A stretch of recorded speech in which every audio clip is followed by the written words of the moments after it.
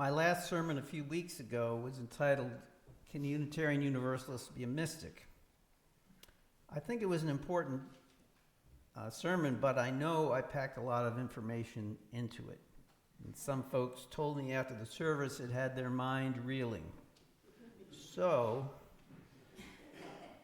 this week I decided to tone it down a bit.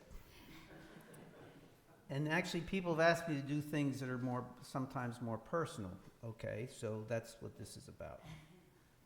And so I'm going to focus on the idea of nature and how it is truly living in nature, seeing it and hearing it and touching it and smelling it is really truly a path to finding the spiritual side of your being. It's a way to connect with the magic and mystery of the universe and to that which you feel to be sacred. For some of us, it's a way to connect with the divine or the ultimate reality, defined in so many ways by human beings around the world. As I said in my last sermon, I do believe Unitarian Universalists can certainly be mystics, because each of us can search through truth and meaning, and we're encouraged to do that through all of human knowledge and experiences and all religions. I can think of no better way to find that mystical connection than in nature, and there are countless ways to do it. A walk along a beach, a sunrise, the beauty of a waterfall hidden amidst a dense forest, the joy of new life. All these things can evoke the spiritual. They cause us to transcend ourselves and to transcend the moment. They force us to connect with the world and the universe. They bring forth that sacred aspect of our human existence. After all, we ourselves are just nature reflecting upon itself. So let me offer you some examples of moments where I have experienced in nature and in human history where I have felt profound connections with the sacred. In fact, so much so that these thoughts and feelings and experiences over many years led me to take a leap of faith when I was 35 and leave my career behind, or so I thought. I actually got back to it again, and attend seminary at the Graduate Theological Union in Berkeley. To begin with, I must talk about the sea. For the world's oceans have always been a spiritual place for me, as I have traveled far and wide around the world for many years of my life to find spaces and places that have given me so many spiritual connections. In my youth, I was drawn to the sea and began sailing the world's oceans on merchant ships when I was only 17. People have asked me if my many years at sea influenced my religious journey and my spirituality. The answer is yes, amazingly so. Many times at sea, I have experienced a transcendent mystery, an awe, and a power that is truly not describable. There have been times when I have stood alone on the bridge wing of a ship, 1,000 miles from any human shorebound soul, and watched with awe as the sun disappeared over a distant horizon in a red blaze of glory. Once, off the coast of Southwest Africa, for many twilight nights in a row, when the green flash jetted into space as the sun dipped below the horizon, and the veil of night soon revealed a starbound sky with thousands of stars stretching from horizon to horizon. It was as though my world teetered on the edge of forever. I have watched with awe and even sometimes fear as an angry ocean tossed even my huge ship about in 50-foot seas or bigger seas, as though it were merely a small toy boat. In all of these experiences, I have been constantly reminded of the fragility of my existence and the sacredness of the earth and cosmos, which shines boldly bright in the darkness of an ocean night. There were times in Kenya and South Africa where I ventured on safaris to see nature in its raw state and to witness the incredible balance and the forces of nature that coursed through the very being of every creature. It was a sobering experience to stare into the eyes of a female lion, not three feet away from me as I sat in an open vehicle with no protection of any kind, while she proceeded to hunt for impalas.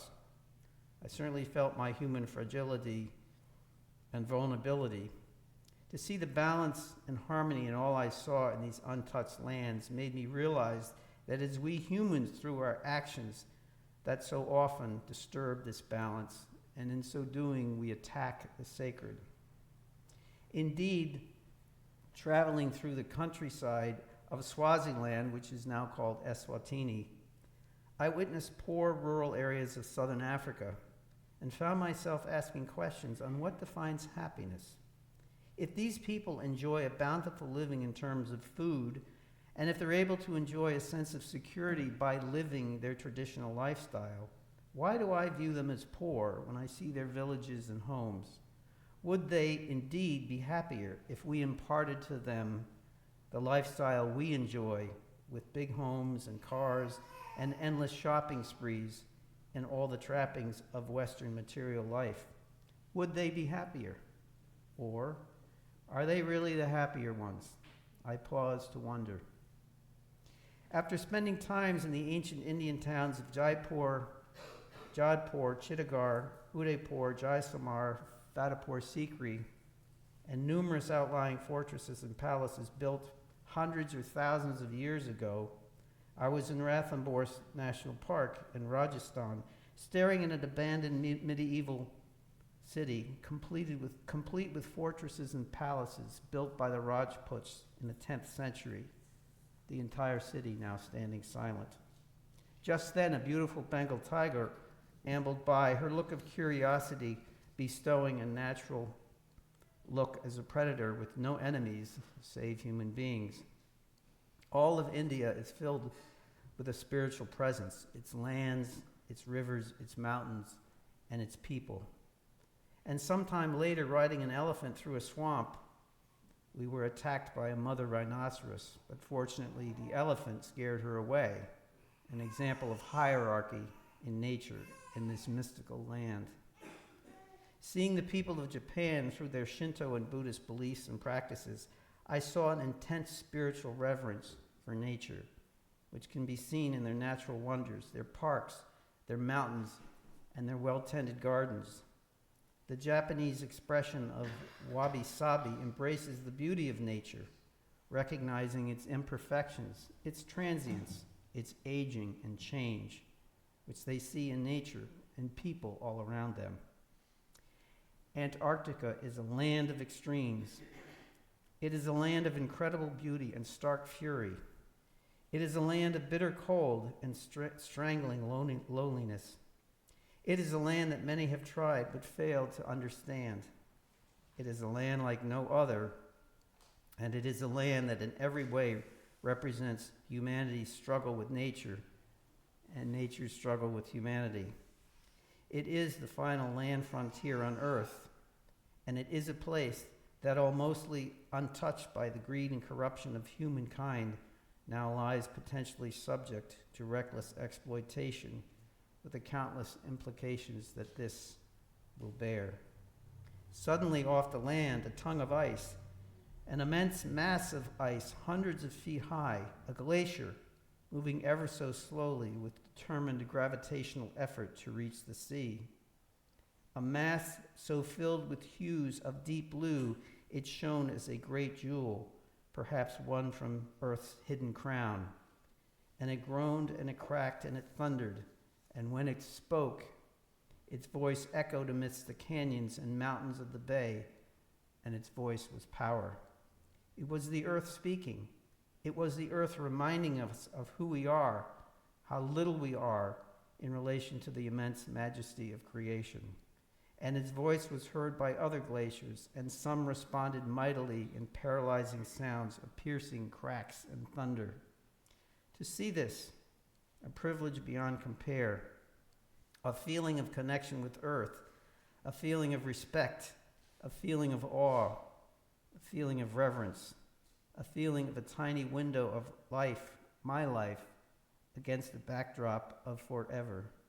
This place, a cathedral of the sacred, a testimony to the elegance and majesty of creation. Antarctica, a haunting and enchanting place, and one that captures an awe and a respect, a place where one touches the majesty of earth and creation in the most profound of ways. It is a sacred place filled with reminders of how our earth and ourselves are so interconnected. A naturalist told me he was flying on a plane a few years before, and he asked the person next to him if he'd ever been to Antarctica. The person said, well, he'd seen it, but he'd never been there. And he said it was a great jewel of white surrounded by deep blue ocean waters. It was, he said, a grand sight along with the rest of our tiny earth, so fragile against the backdrop of an infinite star-filled universe. At first, the naturalist thought this passenger was crazy, and then he discovered who he was, the last human being to walk on the moon. Looming in the distance as my ship approached the treacherous shore at the bottom of the world, with fires rising from the sea, the result of flaring off of natural gas. When Magellan first found these straits in 1520, he called them the Land of Fire, Tierra del Fuego. Perhaps because he saw the same thing, or maybe he saw the campfires of the Yamana people who live in this windswept land of cold, so far from other people. Magnificent snow-capped mountains, fjords, and ice-blue glaciers adjoin this lonely land. The passage from Antarctica to the Pacific, a twisting voyage of false channels and dangerous rocky shoals, a reminder of the challenges of life and the risks so many humans endure. A few hundred miles to the south, the barren Staten Island, just next to Cape Horn, the tiny chapel on this island where I sat and said a silent prayer for the nearly 20,000 mariners who dared to transit this deadly passage on their way around South America and succumb to an angry ocean. The lighthouse perched on a rocky crag on Cape Horn, a lonesome sentinel warding off ships that still risk this most dangerous journey, and all about a feeling of nature's power and majesty and the sometimes foolhardiness of humans who challenge its majesty. While the natural world itself can evoke intense spiritual feelings, another way to find spiritual truth is in human spaces that have found their way into holy lore. Near the Aegean shores of the Roman province of New Asia, which is today's modern Turkey, I walked the roads of Ephesus, built some 3,000 years ago, once lying on the shorefront, but the city is now inland, some miles from the sea. Ephesus, the city where St. Paul penned his epistles to the Ephesians 2,000 years ago and called for unity among Jews and Christians and asking them to follow the examples of Jesus. The city now a ruin, but the ghosts of its Roman past still haunt its temples, built to define human strivings towards the divine. Further south, in an afternoon in the Garden of Gethsemane, outside the walls of Jerusalem, the place where Jesus meditated and prayed just before his execution. Within the garden, a 1,700-year-old church with a Christmas Eve Mass in progress. As I sat alone in a pew with only a few attendees present, the late afternoon sun poured through the blue stained glass windows, casting a holy light on the proceedings and shining in the faces of the elderly priests.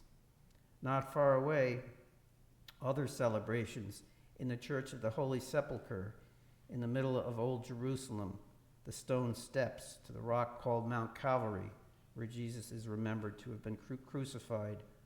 The steps worn smooth by pilgrims who have ventured here in faith for 1,700 years.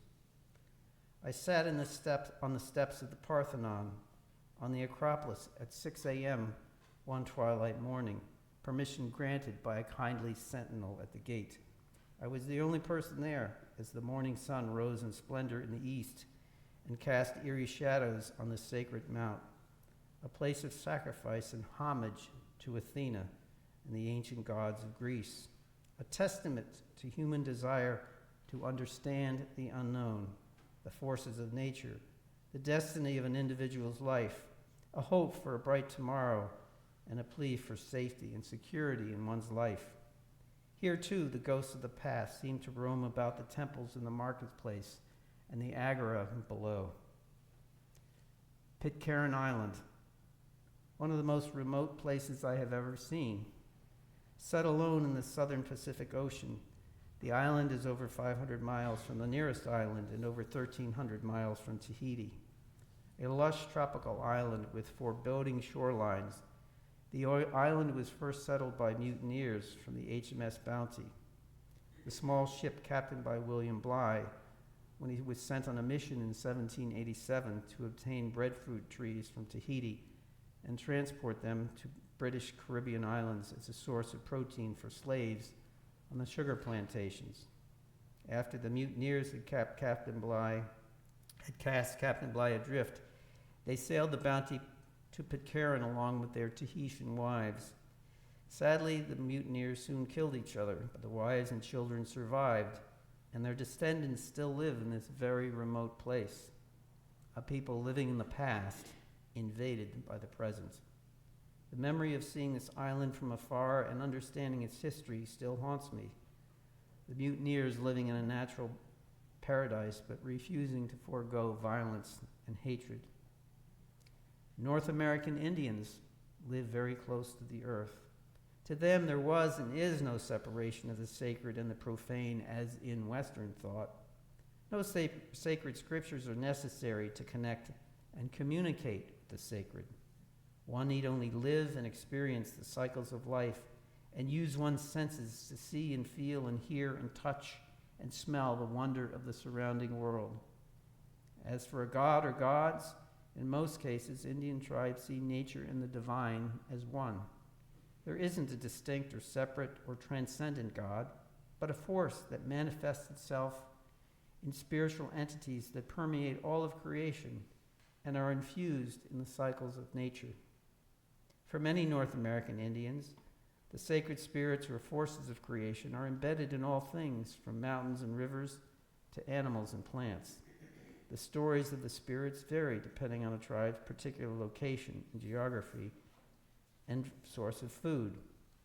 As the Lakota Indian chief Black Elk said, he lived from 1863 to 1950.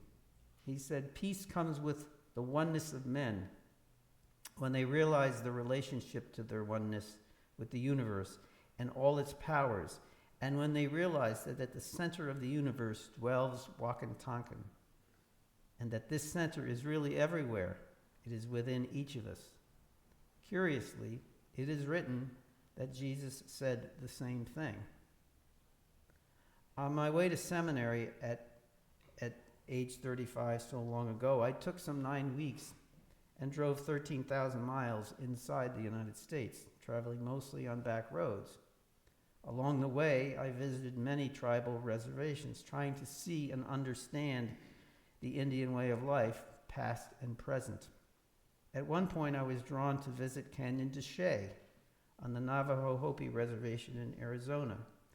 Canyon de Chelly is a national park, and it is really a national park, but it's on the reservation, so it's not frequently visited by a lot of people.